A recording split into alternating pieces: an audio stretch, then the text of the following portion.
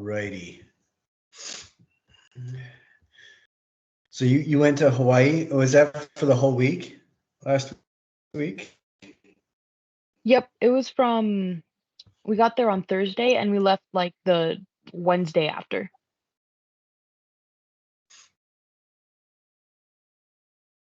That sounds like it So would have yes, been a lot of fun. yeah, it was really fun. Glad I went with my family. It was fun. That's excellent. Well, and I asked about Hawaii Five-O because the original show I loved when I was a kid, and then the updated version with the new actors and everything like that. I loved a lot of that too. Thought it was a lot of fun. For a while, it was my favorite show. Don't That's watch a awesome. lot of TV now except for really weird art stuff, but for a while, that was my favorite show. I just thought it was hilarious how, with as tiny as the areas are, people could still do cross country road trips and get lost with the police chase and everything like that. But I guess it's all a matter of perspective because, I mean, they're islands, but they're still pretty good size, aren't they? Yeah, they're pretty big. We stayed on one of the smaller islands, so we were able to like go in the car and just like kind of roam through a lot. But yeah, they're still pretty big. That sounds cool. That sounds like fun. Well, today, this week, this module, I wanted to let everybody know that I did change the due dates and everything because I thought it was unfair to have them do anything during um, spring break. And I apologize. I had updated all the due dates. I thought I used an automatic thing that did not take into account um, an accurate calendar. So I did change everything. And if you guys need more time, let me know. That's fine. What I wanted to do was talk today about a couple different things. Um, the name of this module is Contemporary Processes and Conceptualism.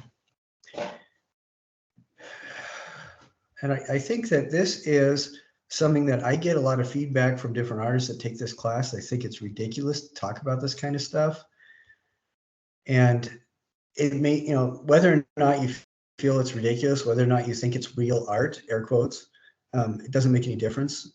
I think it's something it is important as professional artists to at least be able to speak about this, and know what you're talking about. Because whether or not you think it's a real art form, there are many, many people who do. And I think that at the very least, by the time we're done talking about it, looking at it, and trying it, even if you still don't think it's a real art form, by the end, I think you'll respect what people are doing when they address it. I had one student who felt that it was a waste of time, and she brought all these articles to class about art critics saying conceptual art is a waste of energy. And I told her that's fine. Let's design something that you can do to demonstrate what a waste it is. So, and we'll talk about it later what she did. So she created a conceptual piece specifically relating to how ridiculous she thought the whole thing was.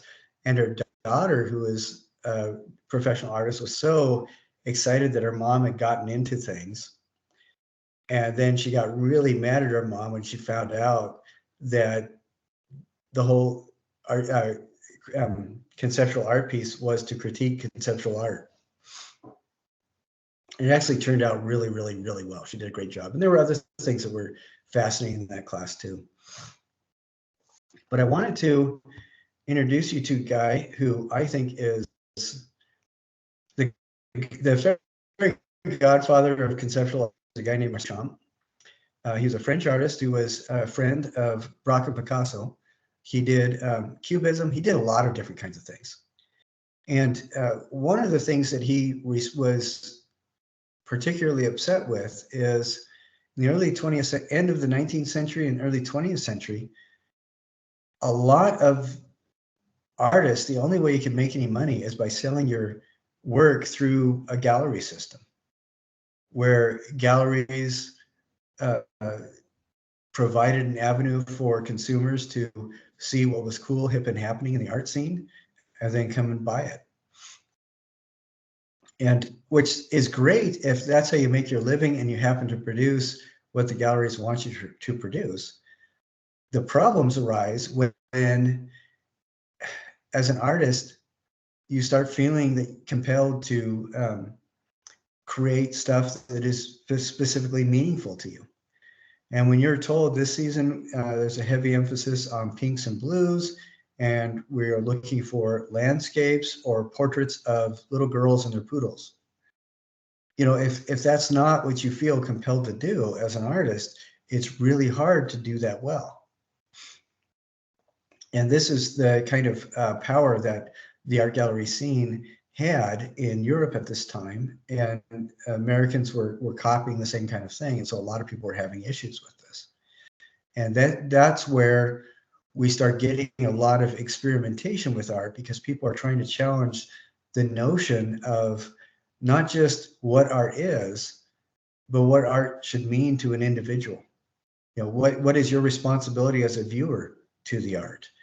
And one of the themes that seems to repeat for a lot of these artists, beginning around 1915, is that they know viewers are smart, and as a smart viewer, you need to be a part of generating value and meaning for the art that you want to collect, or the art that you want to have in your home. It should not be just, you know, the in-season paint swatch on your wall. And so as we'll talk a little bit more about that, but beginning with Cubism, I think artists really began to depend on the audience being intelligent. They wanted to have this kind of conversation with the audience. And Joseph Kosuth, who's the first one of the his work is something that we're going to really look at, was somebody that really valued the intelligence of the audience in his work. And for him, the work that he did was much more about a conversation on philosophy and the meaning of reality than it was just doing stuff for the sake of doing stuff.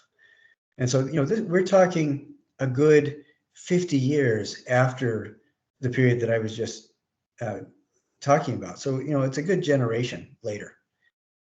And this is where we really see conceptual art kind of become a mature thing of its own, a mature medium.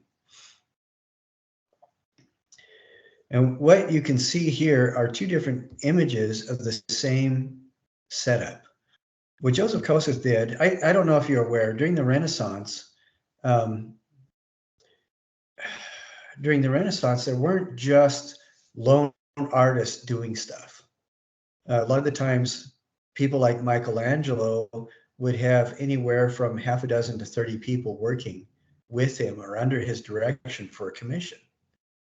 And this was something that we can see evidence of in contracts made with the celebrity star artists, where the individual commissioning something specific would ask for things like, you need to use this much lapis in your blue paint, and it needs to be over this percentage of the canvas. Or a lot of times they would say, as the master of the studio, I need you to be working on this artwork for at least 10% of its production time. You know, different things like that. And so a lot of the times the master might do a sketch that his studio or her studio would kind of sketch up full size onto the canvas, and the master would come, check all the lines, make sure that everything was there. Then the studio personnel would fill in values with, you know, dark and light paint. Then the master might come in and either apply the color or touch up the color.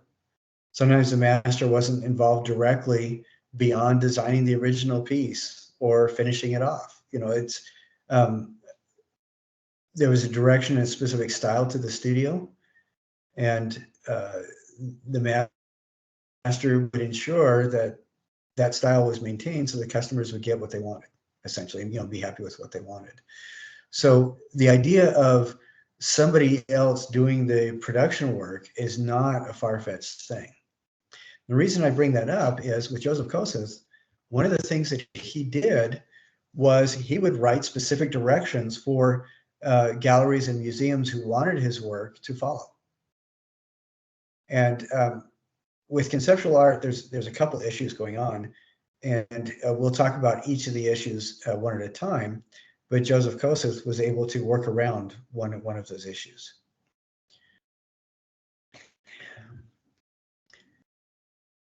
So when we look at this image here, this is called 1 in 3 chairs. And on the left-hand side, we have a photograph of a chair. In the middle, we have the chair that is the photo. And then on the right-hand side, we have here a dictionary definition describing the chair. Now, here's the question that Joseph wanted people to ask and have a conversation about, that he hoped that he wanted the audience to be curious enough, intellectual enough to kind of visit this idea and examine it. Which of these representations is the real chair? And this is not intended to be a trick question. It is a question that has a lot of potential answers. So Diana, which do you think is the real chair? I mean, to me, I believe the real chair would be like the actual physical chair, because you kind of need to be able to sit on something in order for it to actually be a chair, I think. But then I guess I don't know. It like the other things are also very interesting because I mean, it is the other two could be considered representations of a chair. Yeah, and I think that is a really good way to be thinking about this. Now, here's another question for you. Is this center chair any more real than the others? Because you and I are also looking at just an image of it. For us, which of these is the real chair?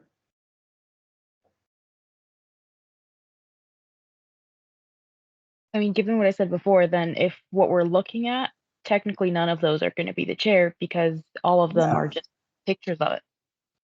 Yeah, exactly. They're all representations. So, but if you saw this in person, then you'd be inclined to think, well, this one is the chair. Well, and we can look at it a different way too. What makes up a chair? What are the factors that create a chair? And if we just look at the factors that make up a chair, then the photo would be equally as much a chair as this. And then if we think about, well, what kind of language would we use to describe a chair? Then all three of them do. But what's interesting to me is that from one perspective, each of these are equally valid as the word chair. But also from our perspective, none of them function as a chair because we can't sit on any of them. And then when we look at this next image, this is with completely different chair. This is in black and white. We have the same questions going on as well. Even though it's completely different, we still have those same kind of questions. What gives a chair its chairness? Have you heard of Plato and his discussion of the real? I think it was in his Republic,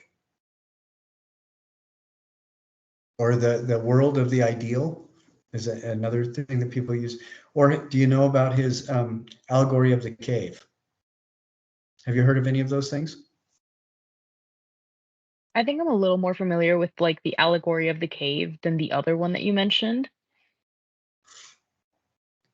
Well, I'll give just a little bit of synopsis of both of those things. The allegory of the cave is where he says that, imagine if you have everybody is chained up in a cave with their back to a fire, and in front of them, all they can see their entire lives are the shadow that the fire behind them casts. And people are between them and the fire, so they can't see the people directly because they're behind them. And these people will perform actions, do things, make noises, hold stuff up, but all that the people in the cave can ever see of it are the shadows cast on the cave wall. Then what if one of those people are forced free? You know, their chains are struck off and they're kicked out of the cave, and suddenly they see the world of sunlight and trees and the actual things. For a while, they'd be blinded because the light would be so bright, but they'd never encountered an actual tree. All they'd seen was the shadow of a tree. They'd never encountered real grass. All they've seen is the shadow of the grass. And then what happens if that person gets forced back into the cave? He's all excited for the stuff that he's experienced, but can you imagine if you lived through 20 years and all you've seen are shadows of stuff, and then somebody says, well, actually, it's not just a shadow. The real tree has all these things called colors in it. You would think the guy was crazy. And Plato is talking, he says, this is how the world actually is. When we find out the real truth behind the things that we encounter, it is so far removed from our previous experience that that's the kind of relationship that new truth might have to what we have experienced our whole lives. And because of our being forced back or being forced to talk to people that are only limited to a previous experience, it's almost impossible for us to share that new truth that we've encountered with people that live and breathe that old experience that we have. And then in Republic, he talks about if you're in that cave is the world experience. That's what all of us experience all the time. That's what we encounter all the time. But being forced out of the cave is the world of the ideal, where all the true forms of things reside. And he used this to describe the process when we see a shape and we decide that shape will function as a chair. The idea of the chair resides somewhere in that world of the real. So what we are doing is using our imaginary or our spiritual connection with the world of the real to help us define the things that we encounter in this life. Because if you go to IKEA and you go up to Home Goods and look around, you're going to find easily 50 or 60 different kinds of chairs. You go to the kitchen area and you're going to find another 20 different kinds of chairs. They're all very different. They all have different colors. They all are made of different materials. But even though they're shaped, colored, and differently built, they each are chairs. And that world of the ideal or the real true chair is that one thing that connects all of them to their chairness. I'm using that. That's kind of a rough approximation of what he's talking about. But let's look at what Joseph Kosuth is doing again.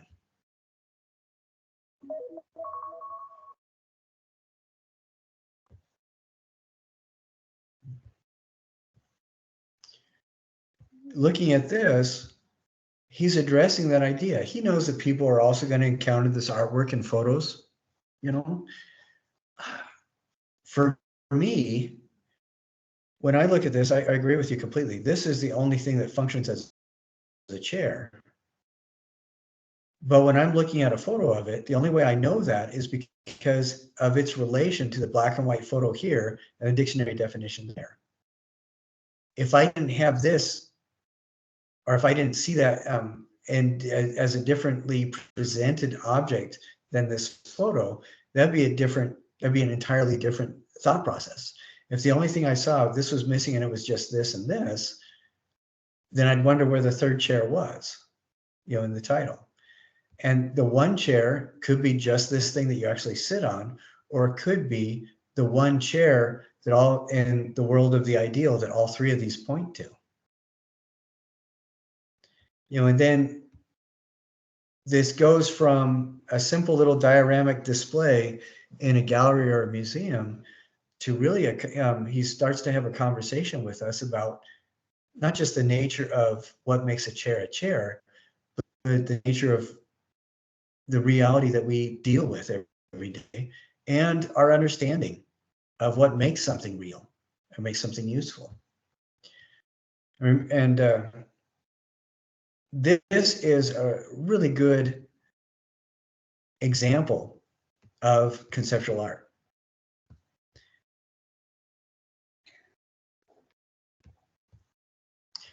Now, what makes conceptual art conceptual? I think every art that makes people think, every bit of art that makes people think, on one hand, is conceptual. But in most cases, when we look at something that is identified as a painting, a sculpture, a digital painting, a game design, anything like that, what we're looking at is something that people have used digital tools, physical tools, paint tools, hammers, nails, paint brushes, whatever. They've used tools to build an object, and then that object, whether or not it, digital or physical, is the thing that's the art. The difference with conceptual art is that the tool is the thing that the artist made, or the thing that the artist has directed, or the thing that the artist has provided a context for. And the material that they are making is actually how we think about it. It's our concepts. So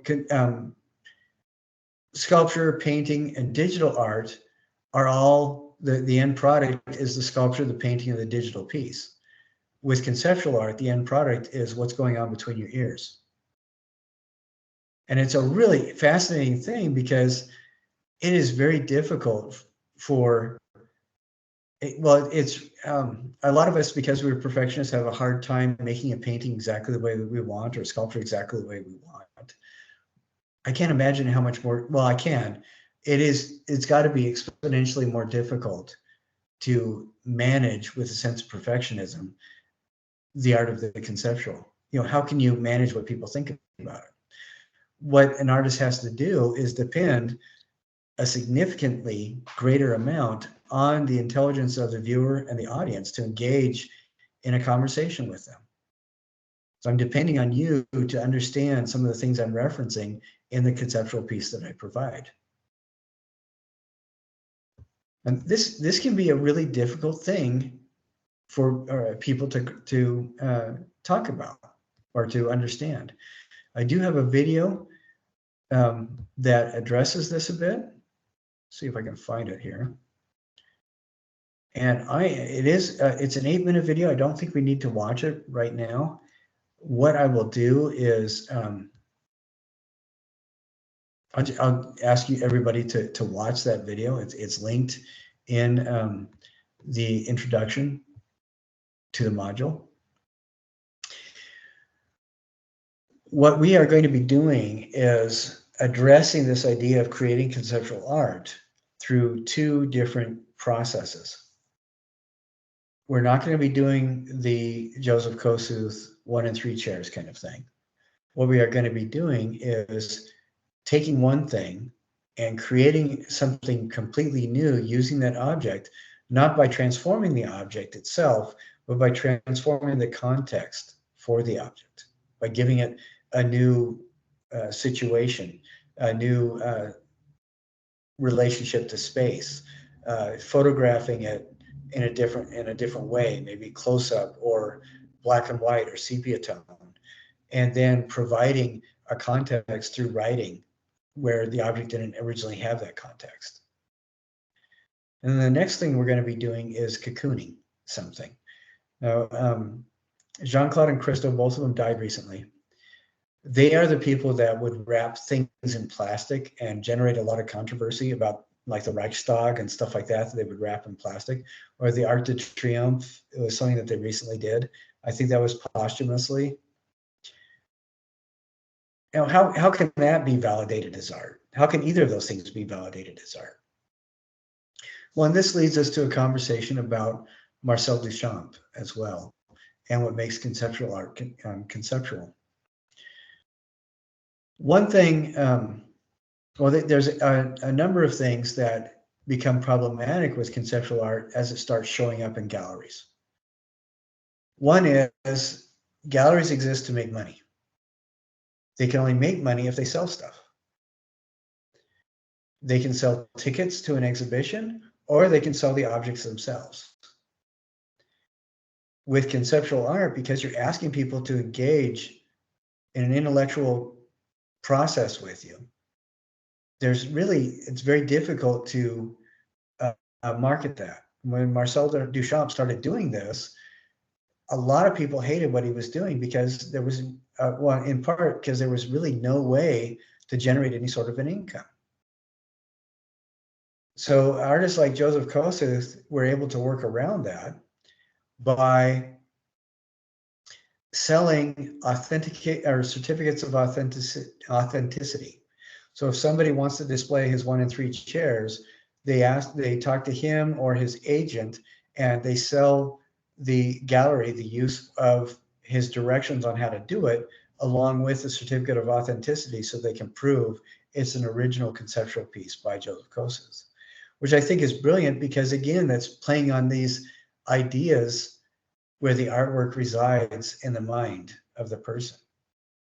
When he's doing that, what are the kinds of questions he's asking us as audience to engage with in relationship to the art, as well as in relationship to our understanding of what makes art art? I think like the main question that arises with the like the additional element of the certificate of authenticity would be like, well, why does the certificate make it real art? Yes, exactly. That's excellent. What about presentation makes us believe that art is art? And this is something that Marcel Duchamp worked on or addressed quite a bit. His famous piece, The Fountain. He was walking home one night when he stopped into an apartment building that was being renovated, and they had taken out, one of the workmen had taken out a urinal. And so he grabbed the urinal, took it home. Hopefully he washed it. And then he wrote a new title on it, set it on its back, and presented it as a new sculpture. And he called these sculptures Readymades.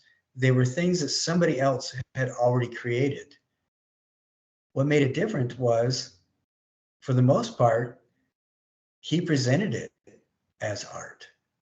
That was a huge difference.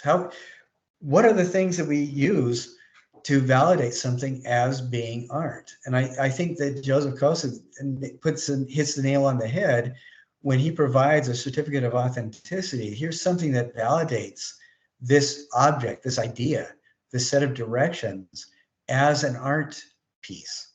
Here's it's a social contract for all of us, so we can unite in agreeing that yes, this is art.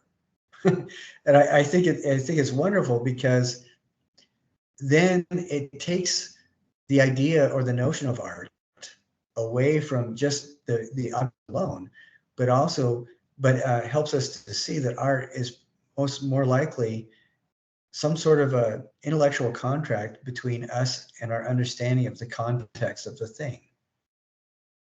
And he is depending on us being smart to think about all this. And I love that idea that artists aren't just doing stuff and throwing it into the wind.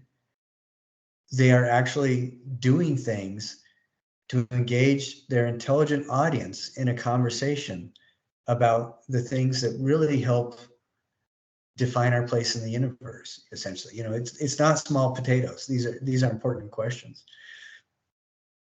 Marcel Duchamp was instrumental in the Dada movement, which took place right around the time of World War I, a little bit after. At this time in the world, a lot of people in Europe, if they were wealthy, you could, even though it was glorious and wonderful and romantic to go off to war and try to shoot somebody, you could pay somebody else to go and fight in your child's stead. If you had enough money to do that. People were making decisions that were essentially life and death decisions without giving much regard to the people that they were affecting. And this is the perception of a lot of the people in the Dada movement. And you get this kind of class division and disconnection with reality and the consequences of actions. And you couple that with the lack of freedom when artists feel that they have to, in order to support their family, they have to give up their inspiration in order to conform to the gallery system. Both of these ideas come together, and a group of several artists decided to just make stuff that continually asked and addressed those questions about what makes art? Who gives us permission to call something art? How do we define what art is? Can it be completely useless? Does it have to be completely useless? Can it be practical? You know, what is, and sometimes the artness of what they did resided solely in the fact that they were inviting you to have a conversation with them about the things that they were discussing, which I think is, for me, that seems to be particularly exciting, because for the most part, outside of the golden age of theater in Spain, a few hundred years earlier, people hadn't really engaged in that kind of process of developing meaning through a conversation. And you know, beyond like open air theater and interactive storytelling, nobody really was doing that. And so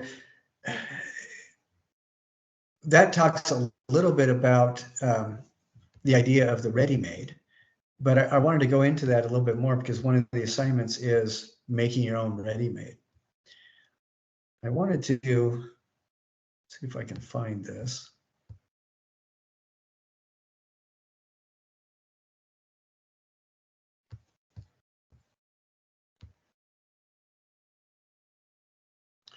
And the textbook talks about this quite a bit.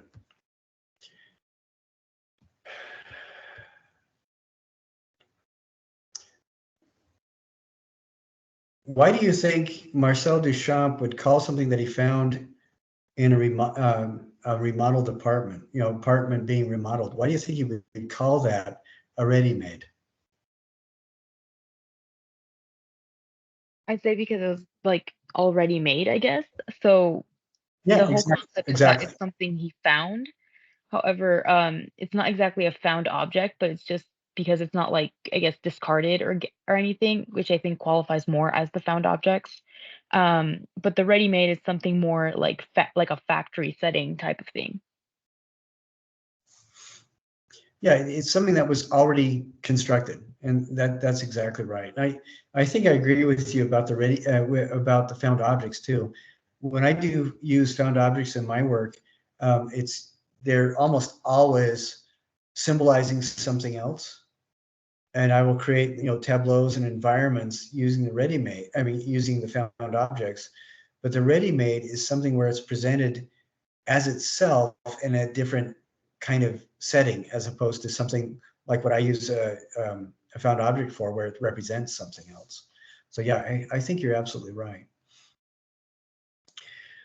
Now, when we look at this, the ready-made is the chair, and as part of the process of a museum displaying this, they would set a wood chair up, photograph it, and develop the photograph following his directions, setting it right there, and then put the definition according to his directions right here. So that's, you know, the museum, sometimes he would oversee this, but that's what the museum would be doing.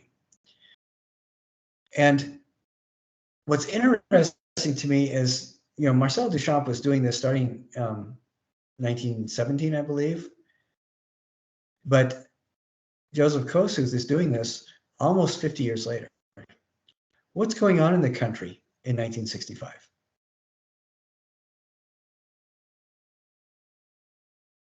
You know, this is when the Vietnam War is going on. And this is really challenging for a number of reasons. One is the Vietnam War was one of the very first, if not the first, military conflicts where newspaper reporters were embedded and reporting things, again, contrary to what the governments involved wanted them to report. I think the first time embedded journalists show up being able to document with film was during the Crimean War in the 1840s. And that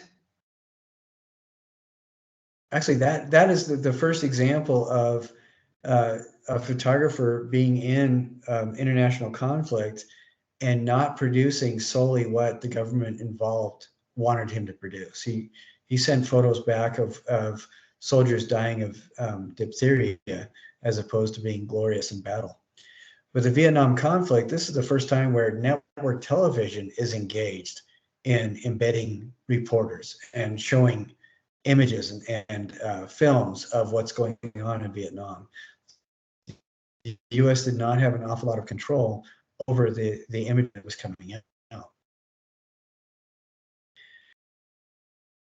So there's a lack of a sense of control with the world at large. And I think that some of the ideas addressed in Joseph Kosuth's work, as well as other conceptual artists at the time, was they were asking people to reassess their lackadaisical or our lackadaisical relationship with the world around us. You know, most of us, to be honest, can go through an entire morning without realizing what we ate for breakfast. You know, and you know, a lot of the times, if anybody asked you what you were eating a month ago, right now, I mean, it'd be really odd if you could actually remember.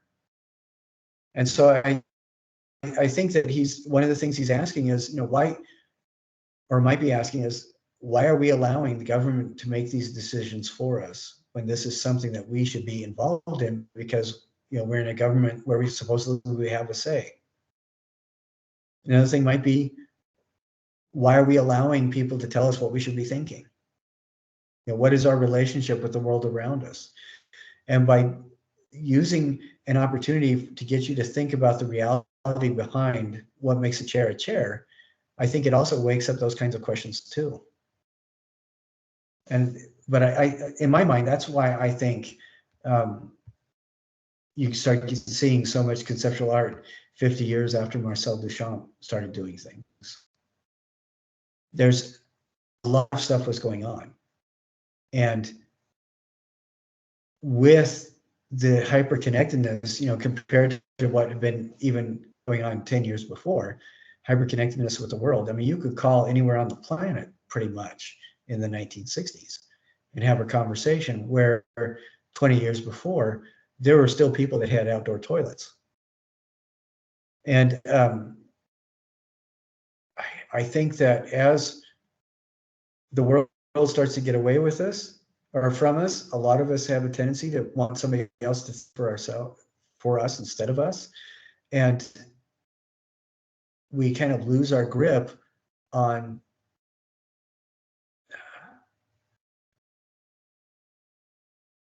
feeling a sense of control, you know, feeling a sense of direct relation. And this is something that every generation has to deal with and struggle with. But this, I have a reference here as well to Plato's Allegory of the Cave and a discussion of the world of the ideal. And I want to show you what that looks like. I found this in Wikipedia. I thought it was a pretty good overlay. I generally do not like Wikipedia references, but as far as you know, having read this, it's not a bad description of the allegory of cave and the world of the real. So, you know, that's something to visit as well.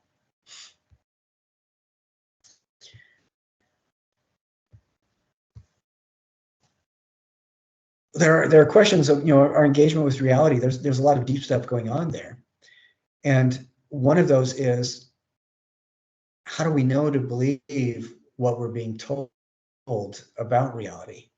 And you know, I talk about history, and I think that news also belongs in this. When you get onto Facebook, or if you look at news through your search engine that you use, where's the news? I mean, how is the news categorized? How does the news come to you? Do you think it's actually pretty trustworthy? And I think a lot of us, without thinking about it, we say, well, yeah, sure, it's just telling us the news. Well, Google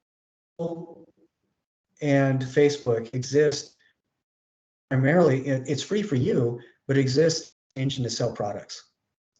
And so Facebook and Google make a lot more money the more you use it, because it links you to products that you can buy, and then they make money from that process. So it's in the interest of the companies that own that to create search engines which feed you more of what you need to stay on the search engine. Like whether it's YouTube, Facebook, Google, whatever, it doesn't matter. And it's something called confirmation bias, where you're not being shown new information. You're being shown information that might challenge you, but it's primarily designed through the search engine algorithms that they have to keep you engaged. So you're not learning so much as your biases are being fed. If you want to see this in action, close out your connections and open a completely new browser window and get onto YouTube or Google, just as a new user.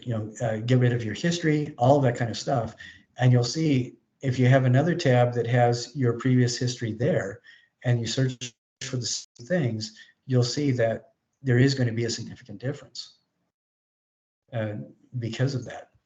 And that seems kind of an odd thing to talk about, but I think that idea of where do we get the information with? How can we trust it? I think those things are really valuable processes to question as well when we have that conversation about conceptual art. And I think that the Vietnam conflict or the Vietnam War that was going on, and the other things in the world that were happening, like the Cold War and other stuff like that. I think Joseph Kosuth was very aware of that, and that went into him and his contemporaries working with conceptual art. And you think of Marcel Duchamp starting the time of World War I, the same kind of thing is going on. So here's a video. If YouTube forces me to edit it out, we will just watch it on your own. But this is only about a 3-minute video, so I think it's okay to go ahead and watch it.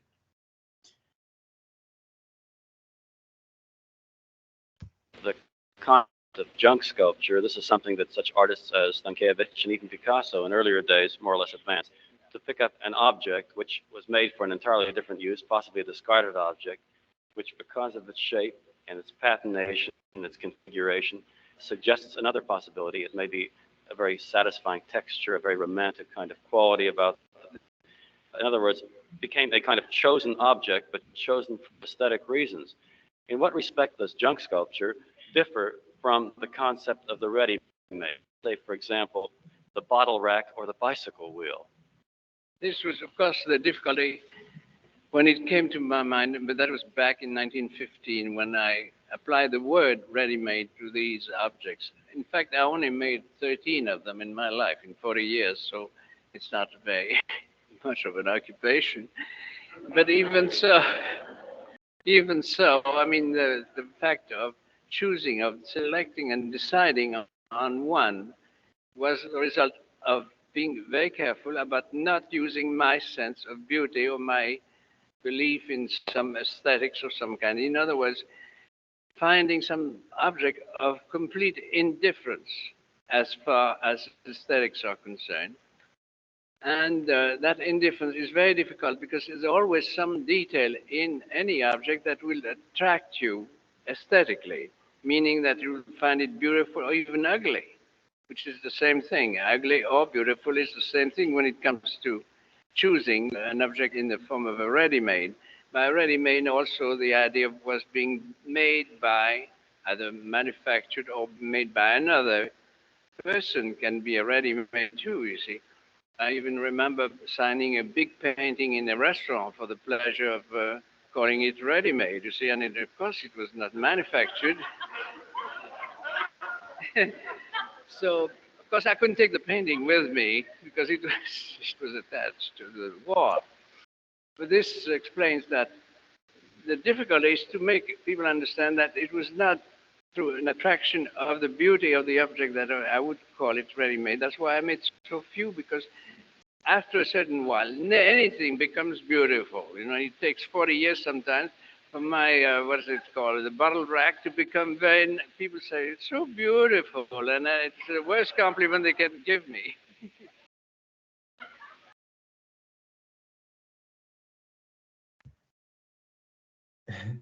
I love that, what he has to say about it, the ready-made. Some of the things about the ready-made philosophy, or the process of the ready-made, I love what he said. It had to be something that you were not emotionally attached to. It has to be a neutral object. And what he would do, like having a snow shovel calling in advance of the broken arm, just the title and the placement of the situation, turning it on its side, turning it upside down, standing it completely upright, doing these different things, the placement of the object becomes important because it's no longer in the context that we're familiar. And giving it a suggestive title presents an entirely different context as well. And I think that the urinal being called a fountain is particularly ironic. And it's not so ironic. I think it's a lot more humorous calling the snow shovel in advance of the broken arm. But I think both of those are really interesting things to wrap our heads around. Where can we find an object that we don't have a lot of emotional attachment to? And then can we, with the title itself, give it a context different than what's expected?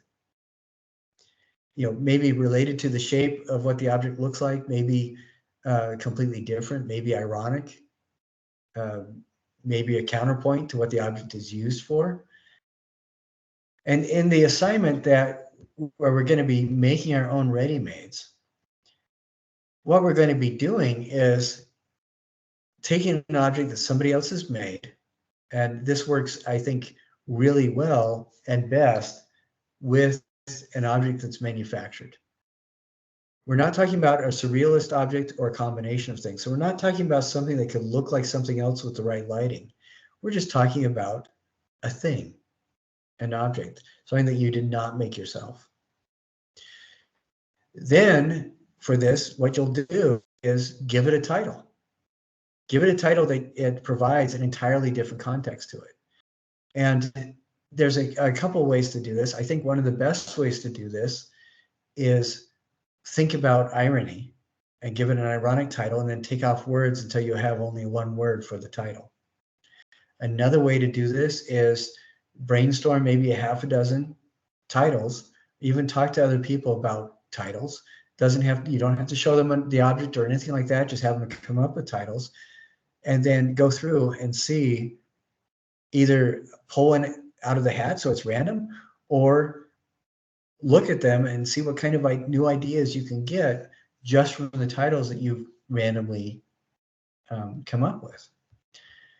And then you have the object, you have a suggestion of a title, then you're going to write 3 paragraphs about it.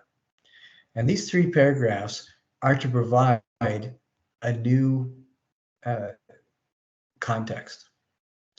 Now, this is the first part of the submission that I'm talking about. 3 paragraphs are: first paragraph, you're going to write a couple sentences about what the object originally was and the function it served, and a guess at its origins. How was this made? What was it used for originally? Then in the second paragraph, you're going to write a couple sentences about, with the new title, what you did to give the object this new meaning. Did you set it up? Did you put it in a cup of liquid? Did you, when you are photographing it, are you putting it through a sepia tone filter or making it black and white? What are you doing that is separate about giving it a new context? And then the third paragraph is, how has it become now its own art piece? This new context that you've done, what has that done to change its meaning? the new context you provided. What makes it a ready-made work of art? Is it valid? For the points for this process, what you'll need to do is submit both the photo and the 3 paragraphs.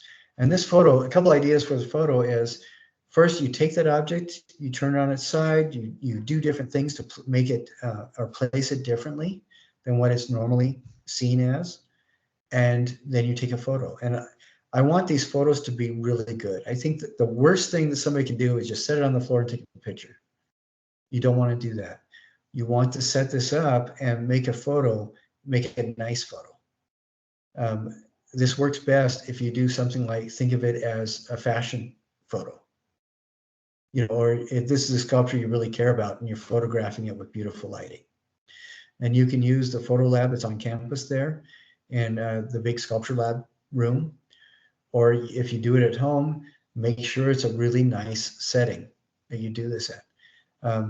And some of the ways that you can do that, if it's a small object, you can get a large piece of poster board, set an end on the table and tack the other end up on the wall. And you can push the board back until you get kind of a curve on it, like those infinity screens that you see people taking photos with. Set the object in there and then light it carefully and then photo it. I've also seen people get up extremely close with the table against the wall and do a really nice photo with that with very controlled lighting. But the photo needs to be a really nice photo. And like I said, if you want to, you can do a sepia tone photo, you can do it black and white, or you can do it color. But the important thing is to make sure that the object has a new relationship to its environment rather than just a standard thing. Like if you're going to take a big bolt or a big railroad tie nail, you would not have it just on its side like a bolt normally would be. You would do something to it so that it's standing in a different position than its ordinary use would suggest. So that's the kind of photo where like the fountain is photographed on its back instead of upright like it normally is. The bicycle wheel is photoed upside down attached to a chair, unlike how it's normally done. And the snow shovel was photographed standing directly upright on its blade, which it never can do.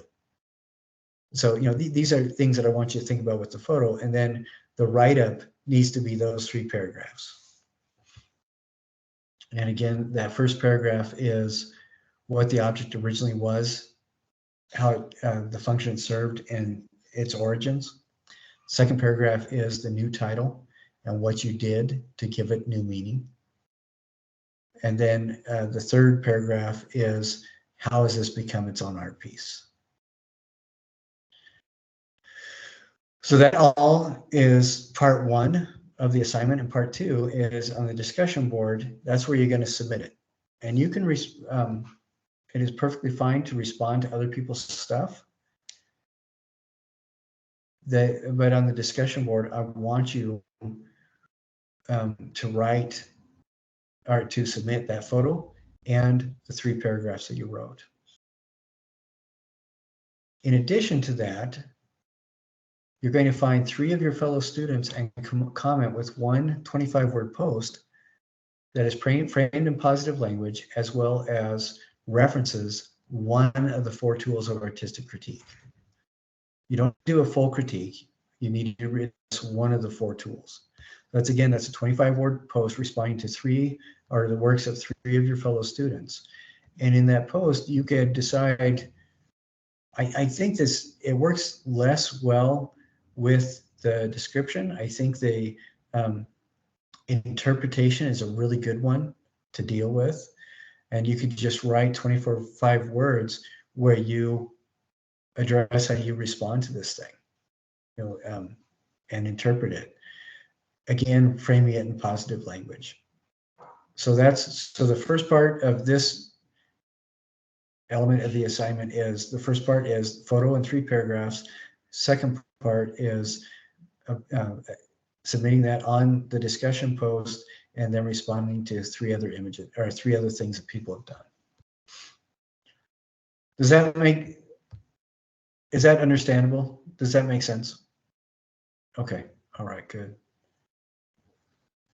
And again, this is all going to be due at the end of the week after we get back from spring break. So if there are any questions, we can talk about it then.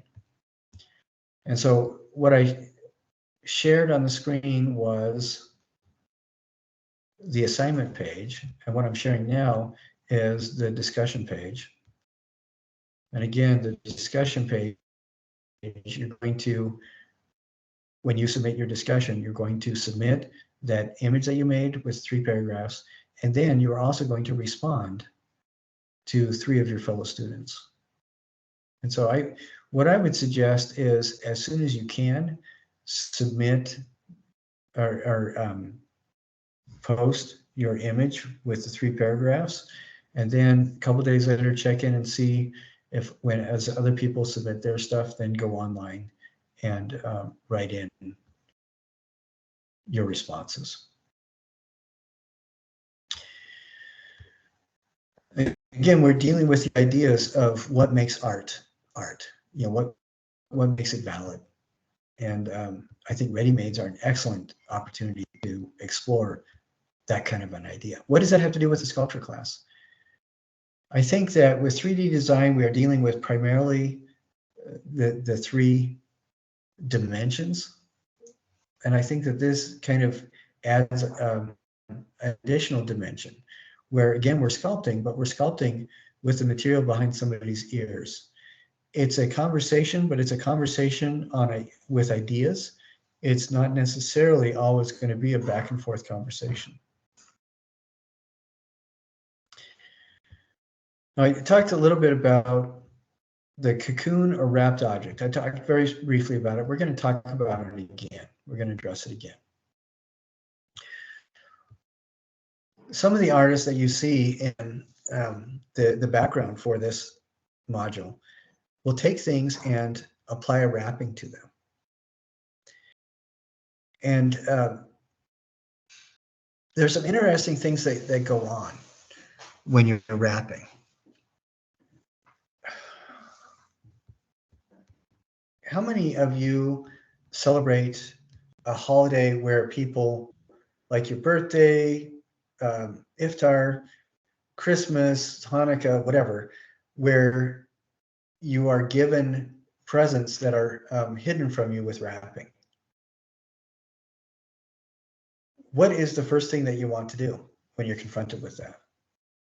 Open it. Yeah, it engages what Prophet Muhammad called the monkey mind. It engages our curiosity. We're interested. We want to see what's there. And there's a certain amount of tension that's developed because we can't see what the object is. And I think it's fascinating. Now, if you look at this, these are all by Jason Lanigan. He had a series of dreams growing up where he was attacked in the dreams by sticks. And this is, when he told me this, is particularly terrifying. We both grew up in Washington State. What is terrifying about this is indigenous people in Washington up on the West Coast into Alaska have a particular version of a vampire that is intensely terrifying. I don't know if you guys know about this at all, but I can't remember what the name is, but this version of the vampire is made up of essentially autonomous intelligent sticks, where the sticks will come together and form creatures that will attack you and tear you apart and drink your blood. Particularly horrifying, I think, because you never know. The rustling as you walk through a forest, the rustling you hear might very well be the sticks coming together to eat you. And Jason had dreams about these kinds of things, and so these are addressing those dreams. What do you, Diana? What are these original objects? What can you can tell what these objects are? I hope. What are the originals? Like twigs or sticks. Yeah, exactly. That's all they are. And as you look at this, what is he doing to them? what separates them from just being found objects or ready-mades, like what Marcel Duchamp is talking about? What's he doing? He's added like interesting colors that you usually would not find in nature. So it's like yes, there are some trees that have kind of like a bluish hue, but none of them will be that cyan or like sky blue color. And then like there's also like polka dots and like other interesting elements that you usually don't see in nature. And then they're also concealed in some other way as well, such as like with string or zip ties. Yeah, exactly. That's very good, very concise. He's taking these sticks that are just ordinary objects, wrapping them with material to generate something new, and then tying together, like in this case, it's zip ties. And I think most of these, in this case, it's cloth that's in strips. So he's wrapped the twigs with blue plastic and then tied them together with a cloth, an orange cloth. In this case, he's used, it looks like a tape cloth. Actually, both of these are cloths. And then this is shredded paper packing material. And he's assembled these with zip ties, like you were talking about. And then on this one, it's similar materials as these other two. And in addition, he's also put it together with plastic shop bag. And as we look at this, what he's done is basically just wrap the sticks with stuff.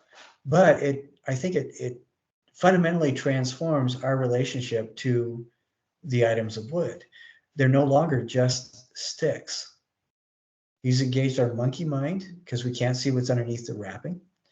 But also by putting these together in these new forms, these new shapes, they have a completely different context than what they originally did. And I think that's really fascinating because he's assuming that we're smart enough to start asking questions about what's going on. How do we understand this? What do they mean? And I think that this is a really interesting way to address those ideas of that, really scary animated stick thing from, indigenous cultures in the area. I don't know. It gives me that idea of a vampire made out of twigs that could fall off the tree and then collect together and come after you is particularly terrifying, I think. But there's a real interest. I mean, there's a certain amount of humor, I think, with the way that these are put together, and there's a certain amount of aestheticism too. I mean, I love the fact that he is really engaging in complementary colors and assembling colors in really fascinating ways, as well as using essentially recycled materials, other people's garbage. I think it's really interesting.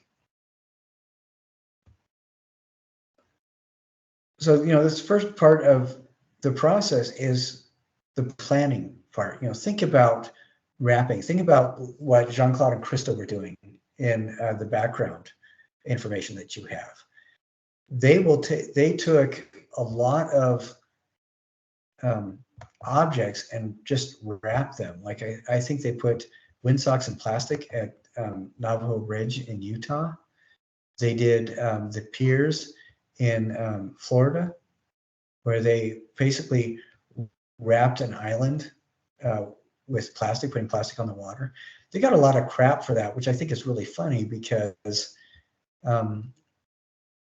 they were being told that they were being irresponsible for the environment when actually the people in the area asked them to do that, worked with them every step of the way.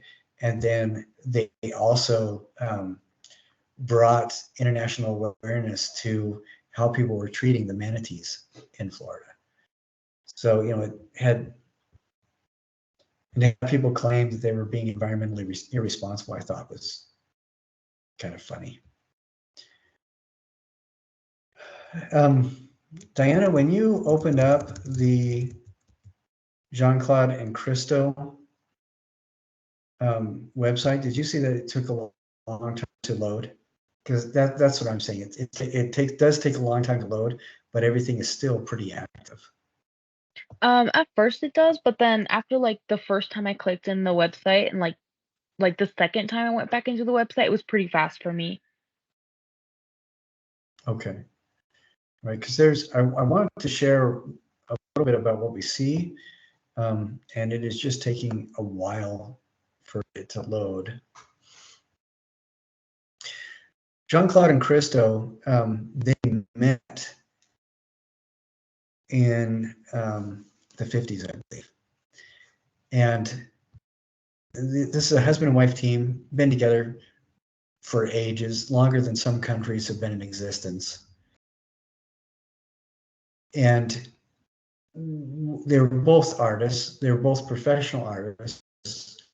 And one of the things that really fascinated them is this idea of the monkey mind. And sometimes engagement happens when we're curious because we can't see things directly.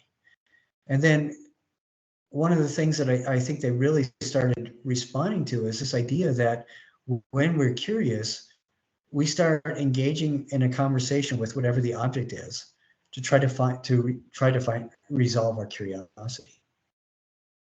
And sometimes they would do sculptural examinations of just surfaces, but sometimes they would wrap things, and this is where it really started taking off. So at the end of the 50s, Christo started taking bottles and cans that looked kind of interesting, started wrapping them in things like canvas and tying them to string to make these objects that you couldn't quite tell what they were necessarily, didn't really see what the meaning was apparently, but they start becoming visually rather interesting. And he's very aware of color theory. He's very aware of formalism. He's very aware of textural qualities. And what is really interesting to me is this is rather simple, where he has 5 paint cans, 3 of them are wrapped in canvas. But that simpleness is belied by the fact that it took him quite a while to put this together. What we're not seeing is he did sketches and paintings to figure out where pieces were going to be and how the string was going to be tied. He applied paint and texture like sand and dirt and other material to make this look the way it does. So it looks aged and it looks like it's been in the back of somebody's garage for decades. And I think that's absolutely fascinating that he spends so much energy making this exactly the way it is. And you can see in some of his work where he did several paintings, several drawings beforehand to try to figure out just the right color of rope and where the knots were going to be on the object. It wasn't just wrapping. He would stack barrels. He would create objects that are designed for somebody to have to walk around to move on their path. And these packages, sometimes he would wrap them with elements sticking out so you couldn't quite tell what it was. But again, he is engaging the monkey mind, the curiosity. And that in itself forces us to engage with the object, whether or not we want to. Because when you look at this, Diana, what are some of the questions you can't help but ask yourself about this object?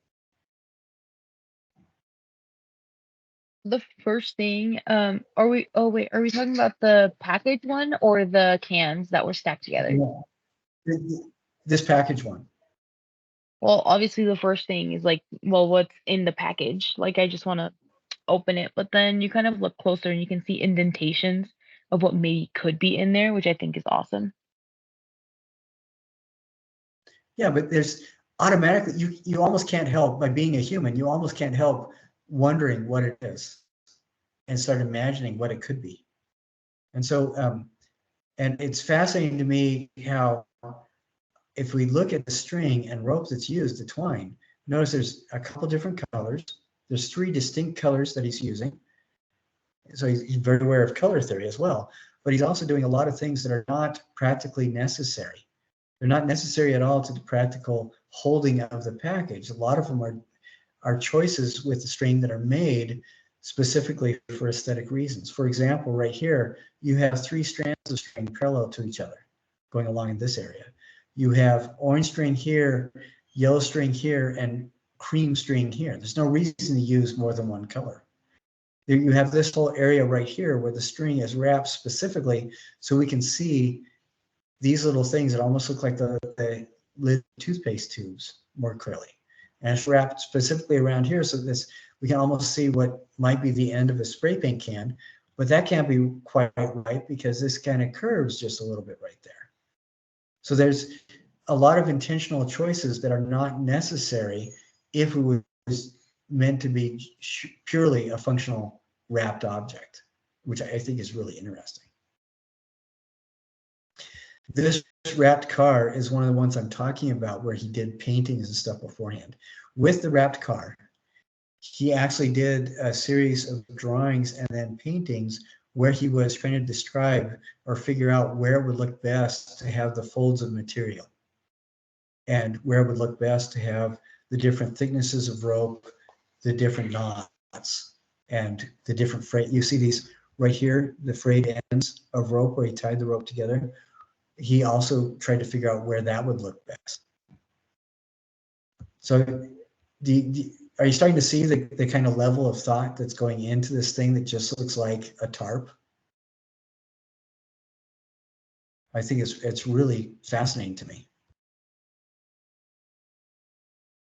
Yeah, I think the car and then the wedding dress were my two favorite pieces on the website.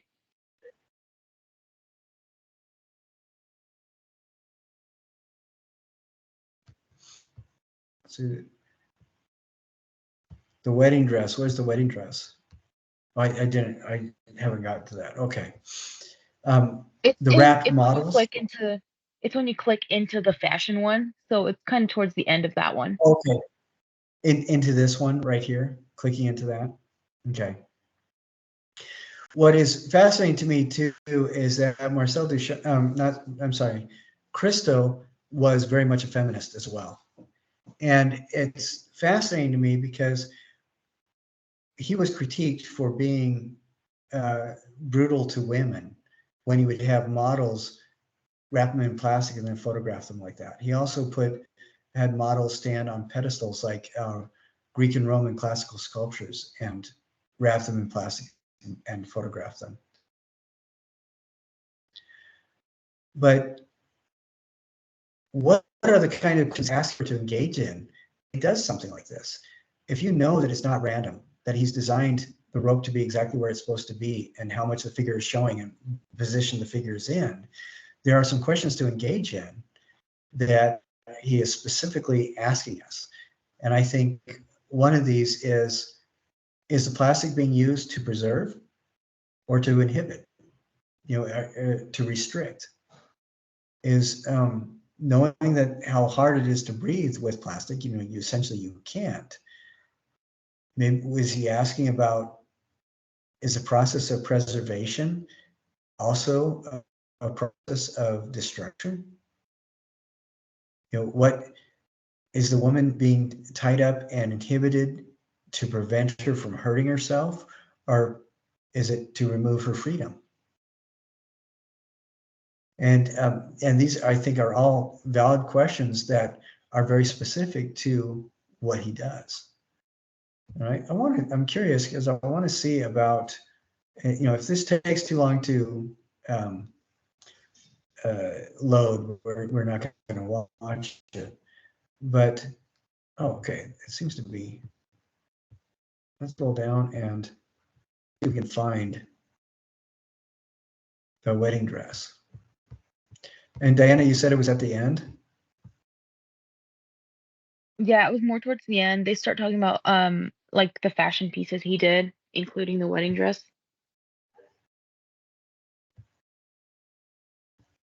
Okay.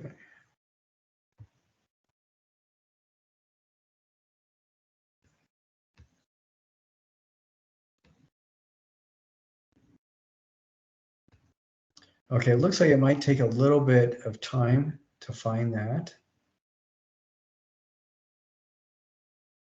But it is fascinating to me that, here's the wedding dress right here. Okay, this is what you're talking about.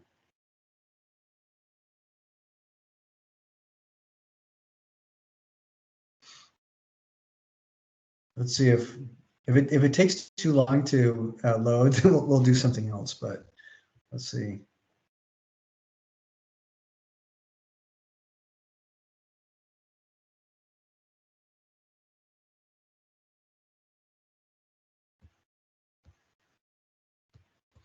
But this is the kind of thing that he would do beforehand, is do the paintings and the drawings to kind of, and you can see, I'd like to compare when the wedding dress image comes up, compare. So here's a form, and then he has these where he's drawn the lines of the rope, where he's drawn the packages that go around the bottom of the wedding dress. And you can see that he's paying a lot of attention to how this thing is wrapped and how it looks as it's wrapped. And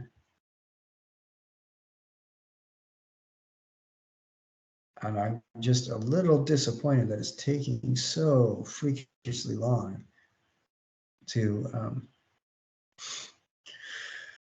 oh well, it will but our detractors of this kind of idea of wrapping the art are not aware of how much energy was put into designing it, how it looks and the forms it's going to take.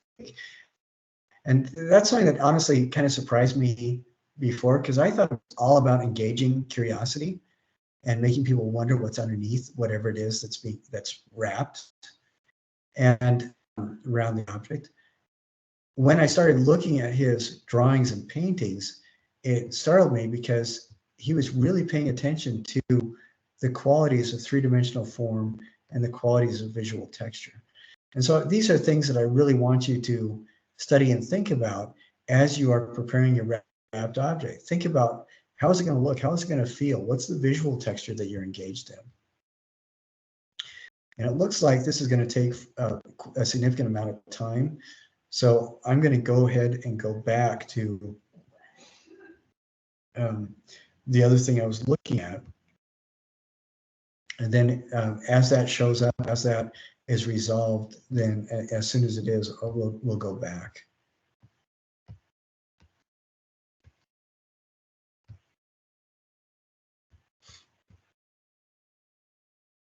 Oh, wait a second. It looks maybe.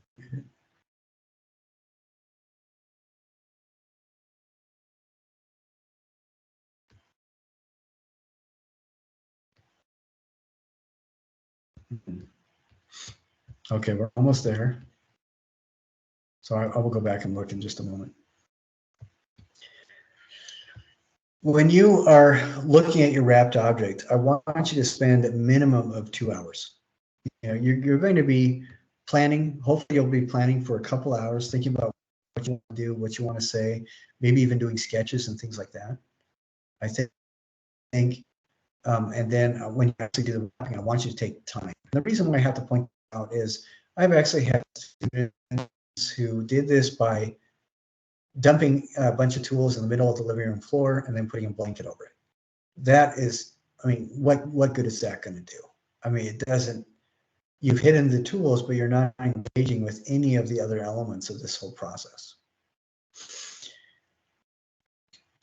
So there's some really interesting questions that I want you to ask. One is, what materials do I have on hand? And look around your apartment, the space you live. What kinds of objects, what kinds of materials can you use for this wrapping assignment? And in the examples that I show at the beginning of the module, somebody did an ironing board with an iron, and they had a whole bunch of shrink wrap, and that's what they used. They used shrink wrap and a blow dryer to give it an interesting texture. Are you going to use string or rope or torn fabric to tie this together? This can look good with, I've had people use yarn and power cables.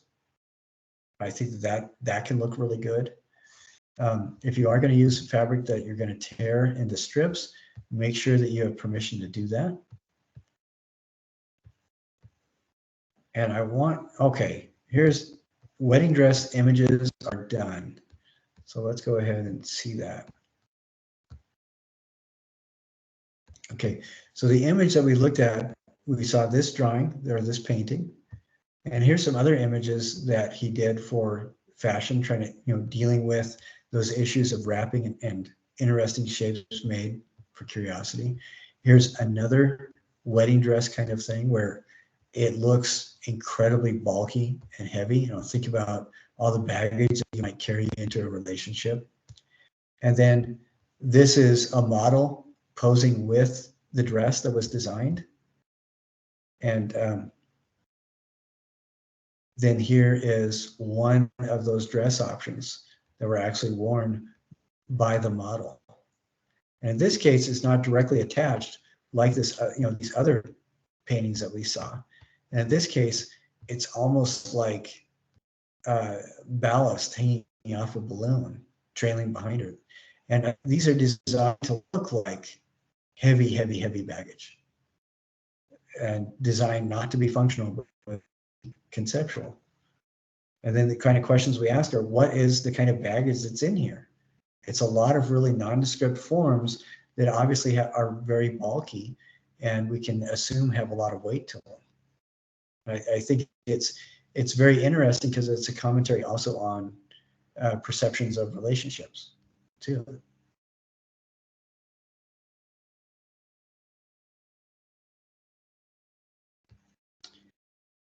And I think that's, so do, when you go and look at that website, which you really need to do, give it a time to load up, is I think what the lesson is there.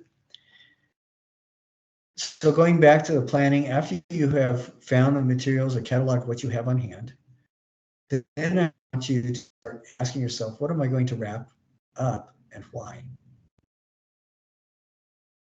Like we just looked at that wedding dress that Christo wrapped. What kind of conceptual baggage or associations are present in the objects that are particularly that you can use? What kinds of shapes can you give them underneath the material that you're wrapping? How are you going to engage the curious mind? And I think that there's a number of different things that you can do to address these issues. I want to go back and show you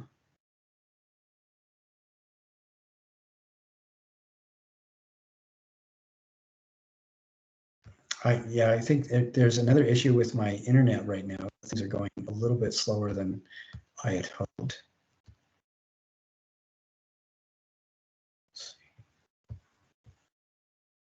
So give me just a second here.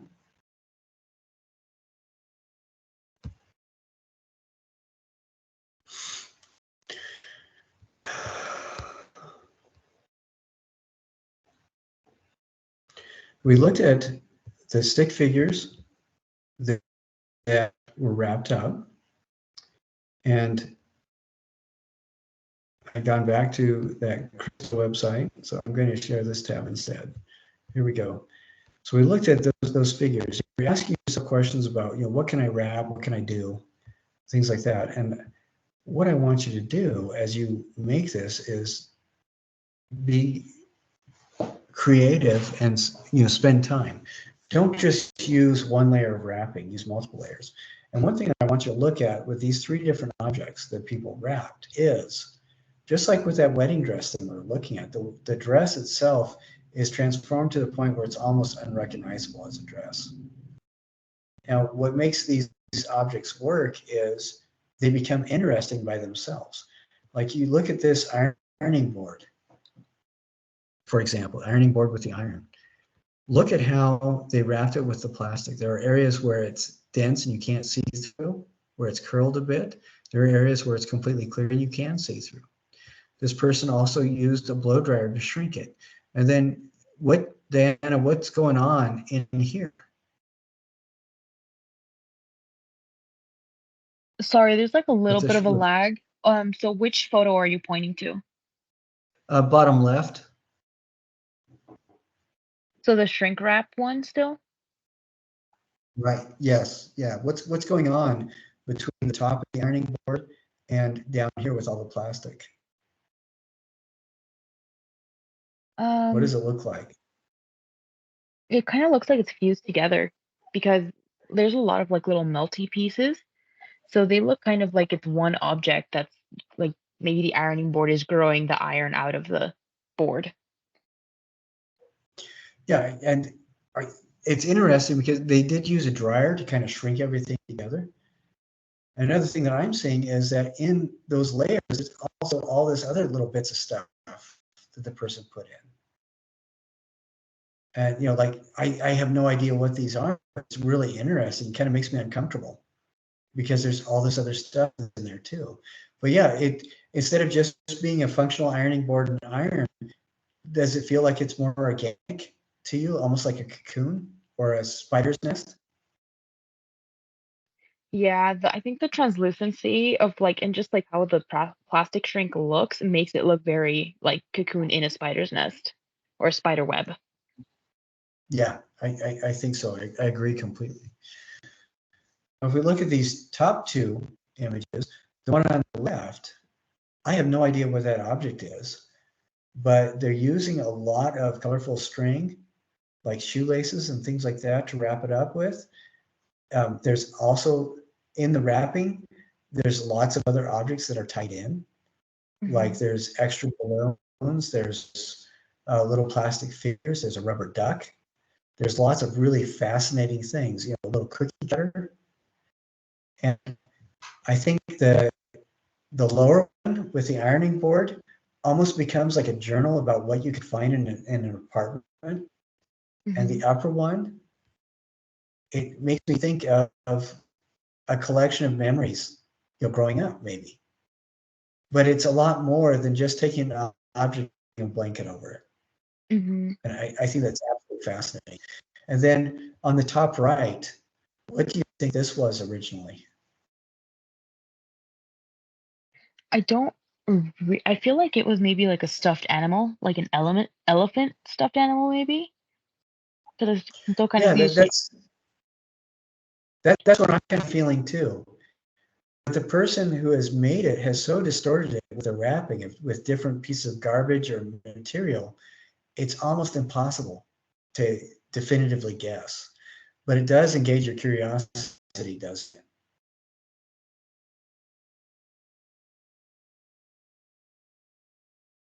I think that these three items are really good examples of this kind of process. And I didn't include any of the bad examples because some of them were really, really bad. One person took an object and just took like 12 strands of tape and taped them over the object. And that barely counts as an activity, let alone something for this class. And so I want you to engage in these kinds of ideas, learn about what the conceptual artist did and allow that to inform you as you wrap your object. And spend a few hours on it. Think about it, think it through. And if you don't really understand it and you've submitted something and I give you feedback and you think, oh yeah, I could do that, go ahead and work on it more and turn it back in. That is perfectly appropriate. So for the submission, make the photos and then make 2 photos. So like on this one, we have the overall image and then we have a close-up. And that is just fine. I think on this one, the person did this and then a side view. And on this, the person did this view and then also a side view as well. So we can see another dimension to it. So you definitely do that. But this idea of engaging the monkey mind and wrapping, and then using the process of wrapping to also develop information about it. And I'm sorry, Dan, I was showing the wrong thing. This is what I was trying to show. My mouse was not working. But yeah, we Well, I was see able those to see wrapped like up. the top of the ironing board, but I didn't quite catch like the bottom of it. Okay, yeah, and that's what I was trying to show, and I was showing you the wrong. I mean, my mouse is not working, so yeah. I think we can see all those different objects, some really interesting stuff. So engage your curiosity and transform whatever it is that you're wrapping into something that looks completely different than the original thing. We can tell that this is an ironing board and an iron because of our familiarity with the overall shapes, but so much transformation has been going on that it almost does not look like it anymore. This, we're just guessing at it being a stuffed elephant. We think that that's probably what it is. That might be accurate. It might be not be accurate. This, I have no idea what it originally is because there's so many layers of wrapping. And so I think that these are all really, really good examples.